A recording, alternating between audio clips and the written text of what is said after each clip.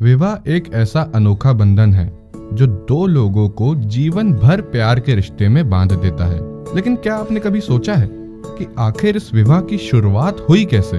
भारत में विवाह केवल दो लोगों का नहीं, दो परिवारों का मेल होता है। विवाह का इतिहास भी बड़ा पुराना है, इतना पुराना कि जब इंसान आग जलाना सीख रहा था तब कोई पंडित पहले से मुहूर्त ढूंढ रहा था। शुरुआत करें वैदिक युग से, जब शादी को संस्कार माना जाता था, एक पवित्र कर्म। उस जमाने में 8 तरह की शादियां होती थीं। वैदिक काल में स्वयंवर चलता था, लड़की स्वयं अपना वर चुनती थी। आजकल के स्वयंवर में तो जीवनसाथी.com, भारत मैट्रिमोनियल जैसे राजा अधिराजा आपको निमंत्रण देते हैं और अगर पसंद ना आए तो रिटर्न और रिफंड की भी गारंटी देते हैं। शुरुआत में विवाह जैसी कोई धारणा थी ही नहीं। ना पंडित था, ना फेरे, ना बारात और ना ही वो चाची जो हर शादी में पूछती हैं, कपड़े कहाँ से सिलवाए बेटा। उस जमाने में स्त्री और पुरुष दोनों ही स्वतंत्र आत्माएं थीं। साथ रहना हो तो रहें, मन ना मिले तो शांति से अलग हो जाएं। इस संबंध में महाभारत में एक कथा मिलती है। एक बार उद्दालक ऋषि के पुत्र श्वेतकेशु ऋषि अपने आश्रम में बैठे हुए थे।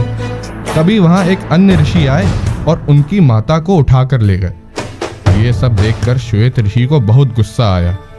उनके पिता ने उन्हें समझाया कि प्राचीन काल से यही नियम चलता आ रहा है। श्वेत ऋषि ने इसका विरोध करते हुए कहा कि यह तो पाशविक प्रवृत्ति है, यानी जानवरों की तरह जीवन जीने के समान। इसके बाद उन्होंने विवाह का नियम बनाया। उन्होंने कहा कि जो स्त्री विवाह के बंधन में बंधने के बाद दूसरे पुरुष के पास जाती है तो उन्हें गर्भ हत्या करने जितना पाप लगेगा। इसके अलावा जो पुरुष अपनी पत्नी को छोड़कर किसी दूसरी महिला के पास जाएगा उसे भी इस पाप का परिणाम देना होगा। साथ ही उन्होंने कहा कि विवाह बंधन में बंधने के बाद स्त्री और पुरुष अपनी गृहस्थी को मिलकर चलाएंगे। बाद में कुछ लोगों ने यह मानना शुरू कर दिया था कि पति के मरने के बाद महिलाओं को तो जला देना चाहिए। इस दुखद प्रथा को सती प्रथा कहा गया था।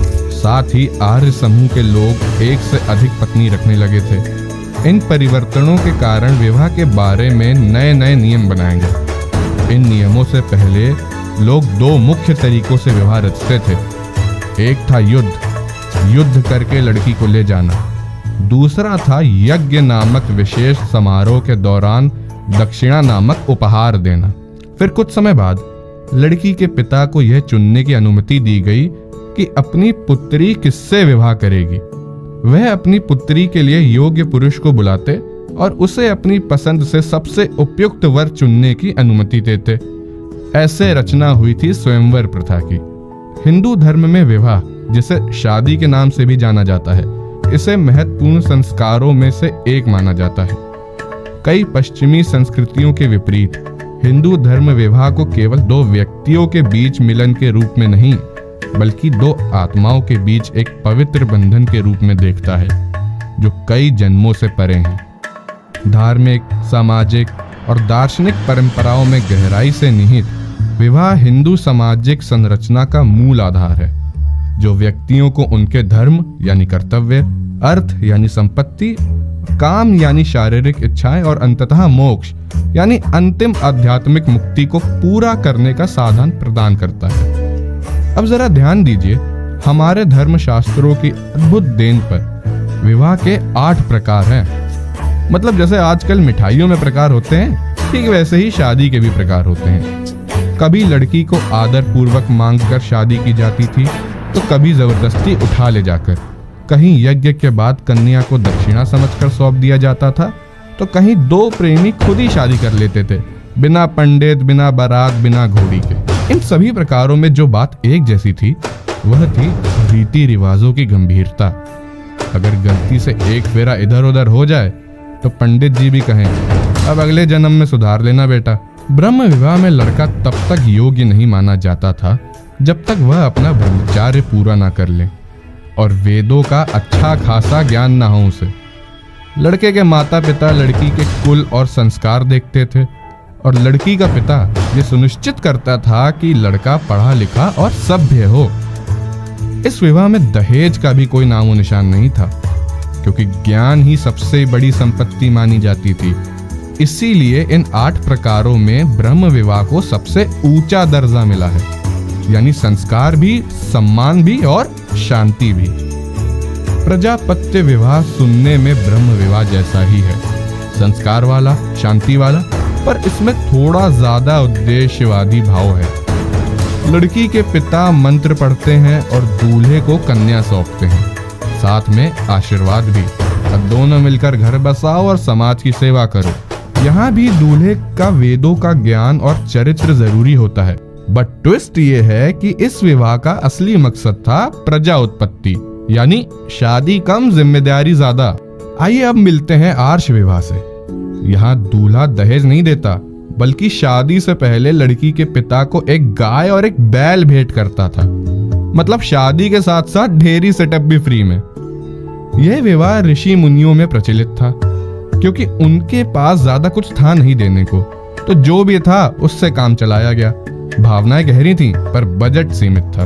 अब बारी है दैव विवाह की, जहां पर लड़की का पिता उसे वर नहीं, यज्ञ के पुजारी को बलि शुल्क के रूप में सौंप देता था। यानी शादी नहीं, मानो कोई धार्मिक लेन देन हो रहा हो। ये वही समय था जब कुछ माता पिता शादी का खर्च नहीं उठा पाते थे, तो सोचा चलो बेटी को भगवान के काम में ही लगा देते हैं। पूजा हुई, मंत्र पढ़े गए और कन्या दक्षिणा बनकर विदा हो गई। प्रेम, पसंद और सहमति, वो सब तो भाई बात की बातें थी, पहले यज्ञ सफल होना चाहिए था।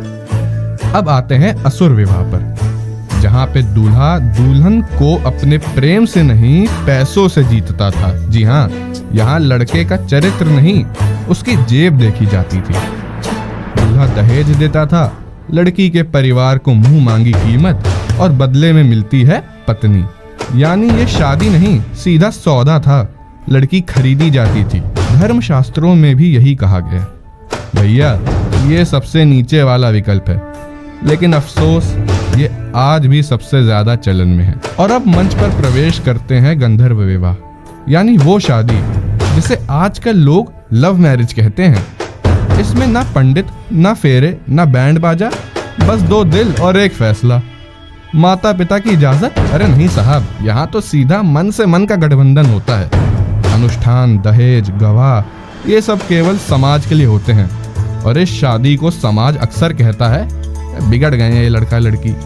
पर गंधर्व विवाह में सच यही था, आकर्षण था, सहमति थी और थोड़ी हिम्मत भी। अब बारी है राक्षस विवाह की। नाम सुनकर ही अंदाजा लग गया होगा कि मामला प्रेम या परंपरा का नहीं, बलपूर्वक कब्जे का है। दुल्हन को उठा ले जाओ, परिवार से युद्ध करो और जीत के बाद शादी ठोक दो, चाहे लड़की की मर्जी हो या ना हो। और अब आ गया सबसे नीच, सबसे घिनौना विवाह, पैशाच विवाह। यहाँ ना प्रेम होता है, ना अनुमति, बस छल, धोखा और महिला की लाचारी। जब स्त्री की मानसिक स्थिति ठीक ना हो या वह सच में कुछ समझने की हालत में ना हो, तब पुरुष उसे बहला फुसलाकर या धोखे से ही शादी कर लेता था। ना रिवाज, ना संस्कार, सिर्फ और सिर्फ स्वार्थ। धर्मशास्त्रों ने इस विवाह की कड़ी निंदा की है, और सही भी है, क्योंकि यह विवाह नहीं, शोषण की वैध चादर था जो नैतिकता को रौंद कर बिछाई जाती थी। हिंदू समाज में विवाह सिर्फ 2 लोगों का मेल नहीं, 2 परिवारों की दोस्ती और जिम्मेदारी का सुंदर संगम है, जहाँ प्यार के साथ साथ थोड़ा सा रिश्तेदारों का सर्कस भी चलता रहता है। शादी वह वहम नहीं, बल्कि जीवन का वह पड़ाव है जो हमें घर, परिवार और कर्तव्य की समझ देता है। सदियों से हिंदू समाज में विवाह की परिभाषा बदलती जा रही है। जो कभी एक पवित्र धार्मिक अनुष्ठान और सामाजिक जिम्मेदारी थी, वह अब बदलते समय के साथ साथ आधुनिक सोच और व्यक्तिगत आजादी के रंग में रंगी जा रही है।